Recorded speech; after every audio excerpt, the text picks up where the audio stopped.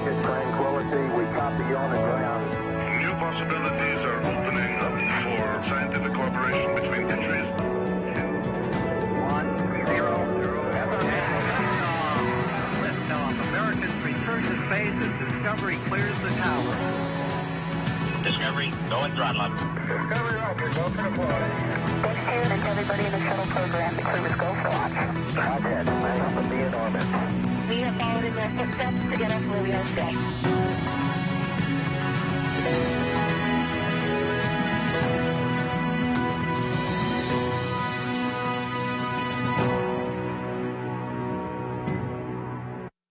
Good morning and welcome back to the International Space Station Flight Control Room. I'm NASA's Shaniqua Vereen, and you are watching live mission coverage for the NASA SpaceX Crew 4 mission. Today we are returning 4 astronauts home after a 6-month science mission aboard the International Space Station. There are a couple milestones we'll see Dragon meet this morning. First, those departure burns, but then it will cross the keep out sphere, an invisible line around the station with a 200-meter radius. It will keep heading away from the station and will stand by until it makes its way out of the approach ellipsoid, another invisible line considered the neighborhood of the station. These invisible lines are where we have checkpoints for the vehicle on the way to and from the station. Once that command to undock is sent, we will be looking for 2 sets of 6 hooks from the International Space Station to be released from Dragon Freedom. After open, 2 small undocking burns that will last less than 2 seconds, and we'll begin to see separation of the vehicle. The spacecraft will start to slowly drift away. Next, Dragon will have a few departure burns to get it into the proper position away from station for its eventual deorbit burn, scheduled later today at 3:01 p.m. Central Time. That will slow Dragon down enough to drop it out of orbit and send it towards its landing zone, splashing down at approximately 3:55 p.m. Central Time, 4:55 p.m. Eastern. Houston Station on 2, those PMA 3 closeout photos are on SSC 17. Freedom, SpaceX on the big loop for timeline impacts and return to Earth plan. Working on the big loop. HL, we've got some time to talk here, so I want to walk through the plan for the next few hours and give you a chance to ask any questions you might have. First, we expect about 20 minutes remaining here on the vestibule leak check, complete around 1550. After that, we have some final vehicle reconfigurations prior to undock and are targeting 1600 for undock sequence start. How copy? Thanks for tuning in to watch live coverage of Crew Dragon completing its 4th official long-duration mission for NASA's Commercial Crew Program. My name is Kate Tice, and I'm the Quality Systems Engineering Manager here at SpaceX. Joining me today from NASA Communications is Sandra Jones. Welcome. Thanks for having me, Kate. It's great to be here. So once Dragon departs station, the crew's flight home is expected to last around 5 hours. Thanks, Sandra, and welcome back to the International Space Station Flight Control Room at the Johnson Space Center in Houston, Texas. The flight control team is primed and ready for this morning's undocking operations. Today's Orbit 2 team is being led by NASA Flight Director Adi Boulos. Since Crew 5's arrival just last week, it's been a busy week during our direct handover. To thrust away from the station in a series of carefully choreographed maneuvers, or 4 departure. Station Houston on Space to Ground 2 for exercise. All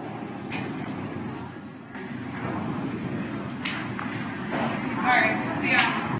I would imagine at this point in time, this crew has been on station for months, right?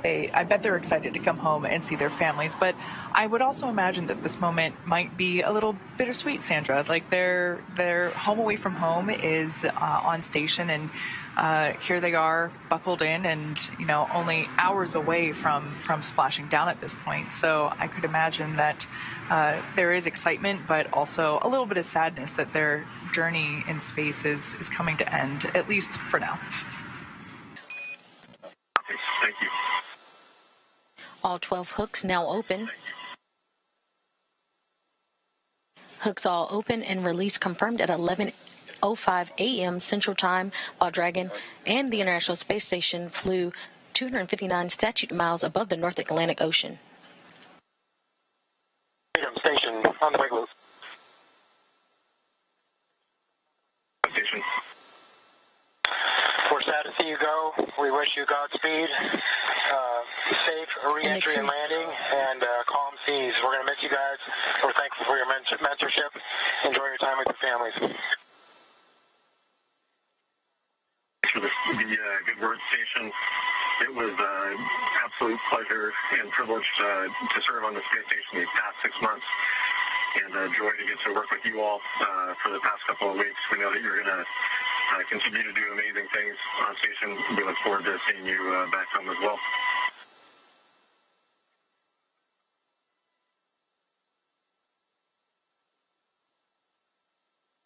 And those were words from the crew on the ISS to the crew inside Dragon Freedom, giving them farewells as they head on their journey back to home on Earth. And Freedom SpaceX on the big loop depart burn 0 was nominal. Copy.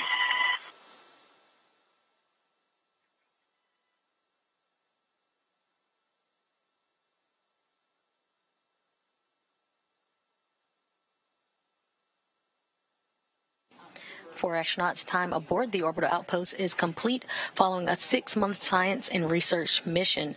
Undocking occurred at 11:05 a.m. Central Time, 12:05 p.m. Eastern Time, while the International Space Station was flying over the North Atlantic Ocean. Next up will be a series of departure burns to push Dragon further from the space station. To take us through those burns, I will turn it back over to Hawthorne. Kate, Sandra? Thanks, Shaniqua. I just want to point out that awesome view that we had moments ago. There it is. That is a view from Dragon as it leaves the International Space Station. So it's incredible that it was just there moments ago and it's moving already as we can see further and further away. And they were docked to the Node 2 Zenith port, or space-facing port. And you did see a little bit of those thruster firings take place already. That was for burn 0, which we did hear was nominal. Lasted just a couple of seconds long, but that little bit was enough to push it away from the space station. And we are now awaiting departure burn 1. So there's a live view inside Dragon Freedom. On the right-hand side would be pilot Bob Hines, and on the left-hand side would be Commander Kjell Lindgren.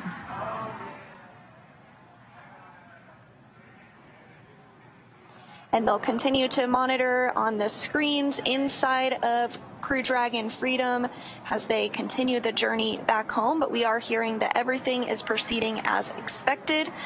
We are targeting that departure burn 1 about 2 minutes from now. Departure burn 1 will increase that initial opening rate to between Crew Dragon and the space station. At this point in time, we are utilizing the Draco thrusters, which are on board Dragon. This departure burn, we're expecting it to last about 21 seconds. At this point, Dragon is steering itself. The approach and undocking, basically getting to station and leaving it, everything is autonomous. However, the crew is able to take over at any point in time if necessary. But as you can see right there, they're able to follow along with everything happening with the capsule and their progress for their departure there on those screens that we saw moments ago. Yeah, exactly right. And during docking, when we have a vehicle that's approaching space station, it can take a little bit longer because we have these hold points that we wait at for safety purposes and precautions. But during undocking, it can happen a lot quicker. And you really saw that. They just undocked a few minutes ago, and now they're already backing away. We're moving into the next departure burn, which we should hear the call out that it has begun any second now. And again, you said this is a pretty short burn, will only last about 20 seconds or so. So standing by for the call that departure burn 1 has begun.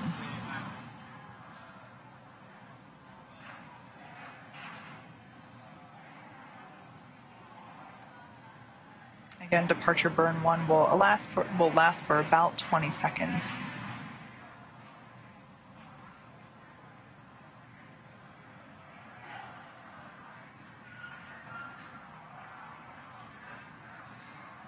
And we are hearing that the burn is underway.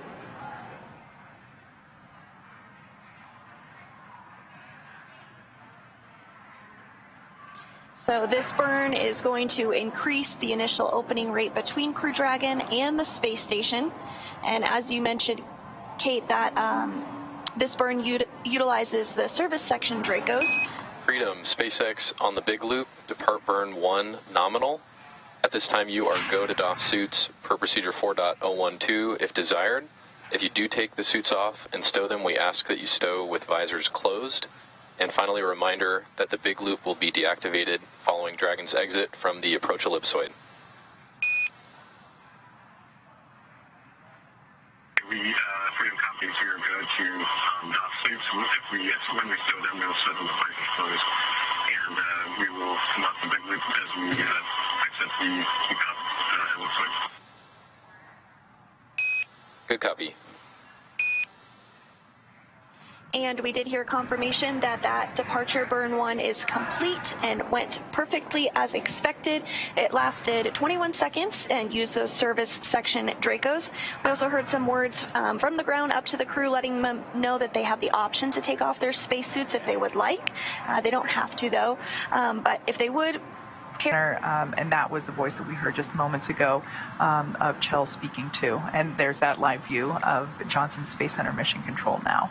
So both teams are integrated and working together and communicating with station and with crew as we have their departure, their departure now confirmed, and they are now making their way further and further away from the station. And today, Dragon is targeting a splashdown off of the coast. You see our recovery vessel there. It'll be splashing down off the coast of Florida at 1:55 p.m. Pacific, followed by the crew getting picked up at sea by that recovery vessel that you just saw. And as they rest up, our teams here in Hawthorne will continue to keep an eye on the weather to ensure a safe return to Earth for Dragon and our Crew 4 astronauts. And though our coverage here in Hawthorne is concluding for now, we'll turn it over to the NASA team in Houston to take us through the next phases of the Crew 4 mission. NASA TV will stay on the air for continuous live coverage along Crew 4's journey home. And for those of you watching online on NASA's YouTube, take a look at the description below the video. There you'll be able to find the new link for the Crew 4 coast phase. Live coverage will continue at that new location here shortly. And if you're watching on NASA TV, you won't notice a change whatsoever as coverage will continue. Meanwhile, SpaceX's YouTube channel will join live coverage starting roughly 1 hour prior to splashdown. And as always, you can find mission updates on Twitter at NASA, at SpaceX, and on the web at nasa.gov. Thanks for watching this morning, and we'll see you soon for splashdown.